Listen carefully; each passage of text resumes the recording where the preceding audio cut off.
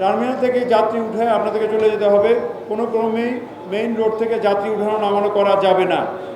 কোনো অবস্থাতেই আপনার শিডিউলগুলো যেগুলো আছে শিডিউলগুলো মেনটেন করার জন্য আমরা আহ্বান জানাবো। যাত্রীদের সাথে হয়রানি বা লাগেজ নিয়ে টানাটানি এগুলো আপনাদের বলে দিবেন, আপনারা যাতে না করেন সেই ব্যবস্থা নেওয়া। বাসের সাথে প্যাসেঞ্জার নেওয়া যাবে না। বাস ওভার স্পিডিং করা যাবে না। ওভার স্পিডিং করলে অ্যাক্সিডেন্ট হয়, অ্যাক্সিডেন্টে পুরো হাইওয়ে ব্লক হয়ে যায়। পাশাপাশি যে বাস মালিক 1 কোটি টাকা বাস পুরাটাই কিন্তু ড্যামেজ হয়ে যায়। অন্যান্যভাবে তো আইনগত ব্যবস্থার শিকার হবেন আপনারা। আমরা দৃঢ় প্রতিজ্ঞ যে টার্মিনাল এলাকায় বা এইসব জায়গায় ট্রাফিক জ্যাম হয় বা অন্যান্য বিষয়ের জন্য মোটরযান আইন বলবৎ করতে হয়।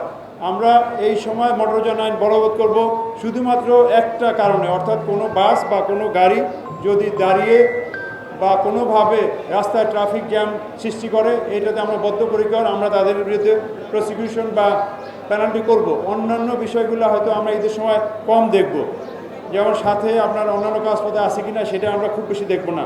তবে লক্ষ লক্ষ বাস এইটাও আমরা কিন্তু খুব স্ট্রিক্টলি দেখব।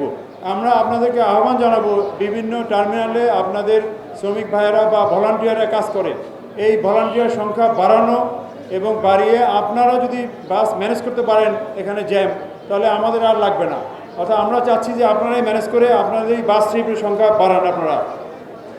আমরা বিআরটিসি যে বাস তাদেরকেও আমরা কড়াকড়ি করতেছি, তারাও যদি কোনো মোটরযান আইন ভায়োলেট করে তাদের বিরুদ্ধেও অতীতে বলতে গত কয়েক মাসে আমাদের ট্রাফিক পুলিশ জরিমানা করেছে বিআরটিসি বাসের বিরুদ্ধে। অতএব বিআরটিসি বাসও যদি কোথাও অনিয়ম করে সেটাও আমরা দেখব।